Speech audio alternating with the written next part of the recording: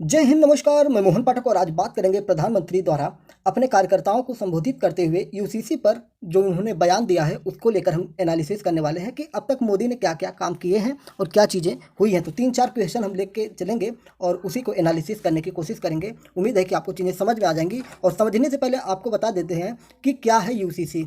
UCC का अगर हम पूरा नाम बात करें तो क्या होता है, यूनिफॉर्म सिविल कोड होता है, यानी कि समान नागरिक संहिता के नाम से हम इसे जानते हैं, जिसके ऊपर हमने डिटेल में वीडियो पहले भी बना लिया है। तो समान नागरिक संहिता क्यों जरूरी है? जरूरी इसलिए है कि देश में विभिन्न प्रकार के लोग हैं और सबको समान अधिकार प्राप्त होने चाहिए। ऐसी बात प्रधानमंत्री नरेंद्र मोदी के द्वारा कही जा रही है। तो यूसीसी के बारे में प्रधानमंत्री मोदी ने क्या क्या कहा अपने संबोधन में, उस पर अगर हम एक नज़र डालें तो उन्होंने कहा कि जिस प्रकार से हमारे घरों में एक परिवार होता है और परिवार के कई सदस्य होते हैं, अगर सदस्यों के लिए अलग अलग कानून बनाए जाए तो क्या वो परिवार चल सकता है? यानी कि वो परिवार टूट जाएगा। यानी कि पिता के लिए अलग कानून हो, माता के लिए अलग कानून हो, बच्चे के लिए अलग कानून हो, ऐसी बात ये कर रहे थे। यानी कि अगर परिवार है तो परिवार का एक नियम कानून होना चाहिए जो सबको समान रूप से उसमें अधिकार देते हो और सबके अधिकारों को संरक्षित करता हो। इस प्रकार की बात प्रधानमंत्री मोदी एक परिवार के बात करके ऐसा उदाहरण देकर वो समझाने की कोशिश की है। फिर उन्होंने इसी पर बात करते हुए कहा कि ट्रिपल तलाक जो है वो बहुत ही एक कुप्रथा थी जो समाज में महिलाओं को उनके अधिकार से वंचित करता था और उनका शोषण होता था। इस प्रकार की बातें उन्होंने की और उन्होंने कुछ देशों के उदाहरण दिए, जैसे जॉर्डन, ईरान, पाकिस्तान। इस तरह के देशों के उदाहरण देकर उन्होंने कहा कि ये सब इस्लामिक देश हैं और इन लोगों द्वारा इनके देश में ट्रिपल तलाक जो है उसको बैन किया गया है, वहाँ पर ऐसी ट्रिपल तलाक नहीं होता है। तो भारत में क्यों जबरन वोट बैंक की राजनीति के लिए ऐसे कुप्रथाओं को समाप्त नहीं किया जा रहा था? मतलब एक तरह से बात तो सही कर रहे थे या गलत कर रहे थे, ये तो देश की जनता तय करेगी, आप लोग तय करेंगे। लेकिन वो एक तरह से राजनीतिक कटाक्ष भी कर रहे थे कि जो अदर गैर बीजेपी पार्टियां हैं वो लोग, 3 तलाक हुआ, यूसीसी हुआ, इन चीज़ों का विरोध इसलिए करती हैं कि वो एक खास समुदाय का वोट लेना चाहती हैं। तो खास समुदाय जब कहा जाता है तो आपको पता है कि मुस्लिम समुदाय की बात की जाती है। तो खास समुदाय भी, अगर मुझे लगता है कभी ये भी क्वेश्चन पूछ लिया जाएगा कि खास समुदाय क्या है। जिस प्रकार से आपको याद होगा कि मीडिया द्वारा एक नाम दिया गया था, जो हमारी लोकसभा है उसमें जो दोपहर में लंच होता है उसमें जो पूछताछ की जाती है, क्वेश्चन आंसर होता है, उसको जीरो हावर जैसा नाम दिया गया था, शून्यकाल जिसे कहते हैं। तो उसी प्रकार से कभी आने वाले समय में खास समुदाय किस धर्म को संबोधित करता है, ऐसा क्वेश्चन बन सकता है। भाई कुछ भी हो सकता है, भारत है, अजीबोगरीब चीज़ें यहाँ पे होती रहती हैं। तो ये सारी चीज़ें हैं। तो ट्रिपल तलाक को लेकर इन्होंने यही कहा कि जो इस्लामिक देश हैं वो लोग इसको फॉलो नहीं करते हैं, तो हम लोग ज़बरदस्ती इसको क्यों फॉलो करते हैं, और ये सारी चीज़ें निकल के आई। तो यूसीसी पर बहुत ज़्यादा ये जोर दिए हैं। आगे देखते हैं क्या हमारा क्वेश्चन बनता है। तो क्या है यूसीसी? हमने बता दिया कि यूनियन सिविल कोड इसका पूरा नाम होता है, जिसे समान नागरिक संहिता कहते हैं, जिसमें सभी व्यक्तियों को समान कानून होते हैं। जैसे हम बात करते हैं भारत में हिंदू मैरिज एक्ट और मुस्लिम मैरिज एक्ट में, तो दोनों में भी बहुत सारी असमानताएं हैं। जैसे हिंदू जो मैरिज एक्ट है उसमें शादी विवाह को लेके अलग अलग कानून है, और मुस्लिम मैरिज एक्ट है जो उसमें बिल्कुल भी अलग कानून है, उनके तलाक प्रथा अलग था, सारी चीज़ें अलग थी। और हिंदू मैरिज में तलाक लेना काफ़ी कठिन माना जाता है, और मुस्लिम जो तलाक वाला सिस्टम होता था उसमें बहुत फास्ट होता था, और जिसी को समाप्त करने का काम प्रधानमंत्री के द्वारा उनके नेतृत्व में उनकी सरकार ने किया था।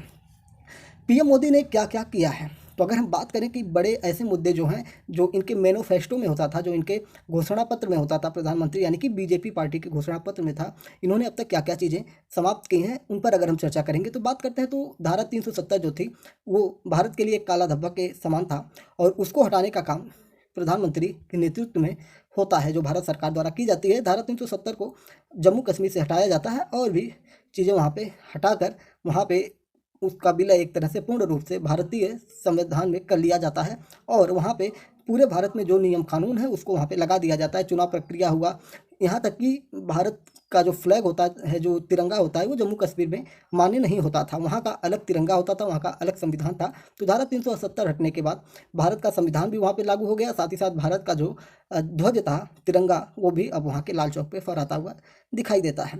फिर बात करते हैं एक बहुत बड़े मुद्दे पर, जो था राम मंदिर का मुद्दा, जो कि आस्था से जुड़ा हुआ मुद्दा था। आपको याद होगा कि जब बाबरी मस्जिद गिराई गई थी तो उस समय उत्तर प्रदेश में कल्याण सिंह की सरकार थी, उसके बाद उन्होंने इस्तीफा दिया था और ये सारी चीज़ें हो रही थी। और उस मंदिर से लेकर एक बहुत बड़ा विवाद जो जुड़ा हुआ है। समाजवादी पार्टी के मुखिया मुलायम सिंह यादव उस समय मुख्यमंत्री हुआ करते थे, और एक कार सेवा जा रही थी। कार सेवा यानी कि जो भक्त होते हैं वो जा रहे थे, और किसी प्रकार का अयोध्या में कुछ आंदोलन होता है और उसके बाद मामला जब हाथ से बाहर निकलने लगता है सरकार के अनुसार, तो वहाँ पे गोलियाँ चलवा देती है।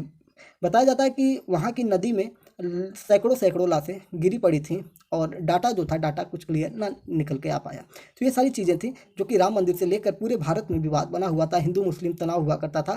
खैर उस मस्जिद की बात करें तो वो हिंदू जो पक्षकार हैं उनके द्वारा ये बताया जाता था कि ये पहले मंदिर था, ये राम जो आस्था के केंद्र हैं हिंदुओं के, उनकी जन्मभूमि है, इसी जगह पर उनका जन्म हुआ है और यहाँ पे पहले से ही मंदिर था। और उस मंदिर को तोड़कर बाबर के जो सेनापति थे उनके द्वारा वहाँ पे एक मस्जिद का निर्माण किया गया था, जिसका नाम बाबरी मस्जिद कर दिया गया।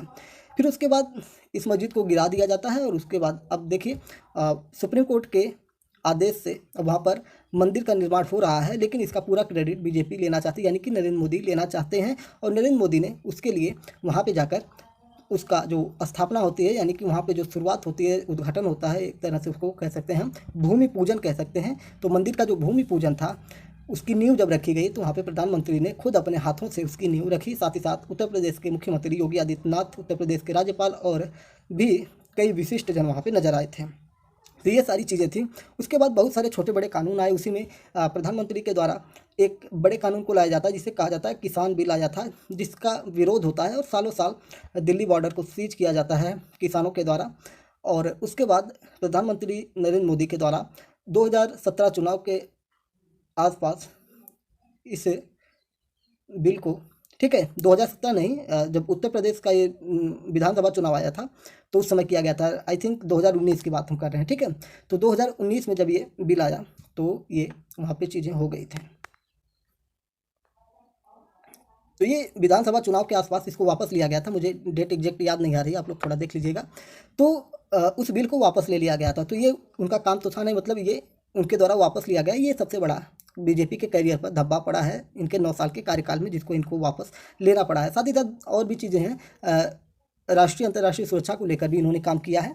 ये सारी चीज़ें निकल के आई हैं। खैर धारा 370 हटने के बाद भी भारत सरकार का विरोध गैर दलों के द्वारा किया जा रहा था। गैर दल मतलब बीजेपी के विरोध में जो पार्टियां खड़ी रहती हैं उनके द्वारा भी किया जा रहा था। उत्तर प्रदेश के पूर्व मुख्यमंत्री अखिलेश यादव द्वारा भी 370 का विरोध किया जाता। कहीं ना कहीं मुस्लिम वोटों को साधने का काम किया गया था। 3 तलाक बिल पर भी इसका विरोध किया गया और राम मंदिर का जो था वो तो मान लीजिए चल ही रहा था, उसका विरोध तो ये लोग पहले से ही कर रहे थे। अब यूसीसी का भी विरोध इन लोगों के द्वारा किया जा रहा है। आइए और देखते हैं क्या यूसीसी पास होगा। तो आप मान के चलिए 2024 में चुनाव होने वाले हैं। क्या होने वाले, 2024 में चुनाव होने वाले हैं। तो 100% हमें जो लगता है, ये मान के चलिए कि जो बड़े बड़े काम थे इन्होंने कर दिए हैं। अब ये इनके जो मैनिफेस्टो की बात की जाए तो यूसीसी है। तो अभी जानिए कि शीतकालीन सत्र आने वाला है। तो इस सत्र में संभवतः लोकसभा में भी इनका बहुमत है और साथ ही साथ राज्यसभा में भी इनके बहुमत की बात है। तो बिल आराम से पास हो जाएगा, लेकिन इसका विरोध भी अब से शुरू हो चुका है। यूसीसी का जो उसमें लोगों से सुझाव जो मांगे जाते हैं उसको मांगना शुरू कर दिया गया है। और यूसीसी के पास होने की बात की जाए तो हमारी तरफ से तो ऐसा लगता है कि यूसीसी बिल पास हो जाएगा, उसका प्रारूप तैयार हो जाएगा और वो पास हो जाएगा। और इससे ऐसा इसलिए लगता है कि अगर हम बात करें भारत देश की, तो भारत देश की ज़्यादातर जनसंख्या इस चीज़ को लाने के लिए काम करना चाहती है, इस चीज़ के समर्थन में होती है। जब भी अगर किसी को इसमें डाउट हो तो भारत में इसको लेके वो सर्वे भी करवा सकते हैं, क्योंकि जनसंख्या इतनी वृद्धि हो चुकी है। जब तक सिविल कोड नहीं लागू होगा, सबके लिए समान नागरिक संहिता नहीं लागू होगी, तब तक भारत में ये सारी चीज़ें रुकने वाली नहीं है। और जो जनसंख्या नियंत्रण है सबसे बड़ी समस्या भारत की बनती जा रही है, जिस जनसंख्या की वजह से सबसे ज़्यादा नुकसान बेरोजगारी का उत्पन्न हो रहा है। तो उम्मीद है कि सारी चीज़ें आपको समझ में आई होंगी। अगर समझ में आई हैं तो चैनल पर नए हैं तो चैनल पर सब्सक्राइब कर सकते हैं, जो कि बिल्कुल फ्री है। जय हिंद, नमस्कार, भारत माता की जय।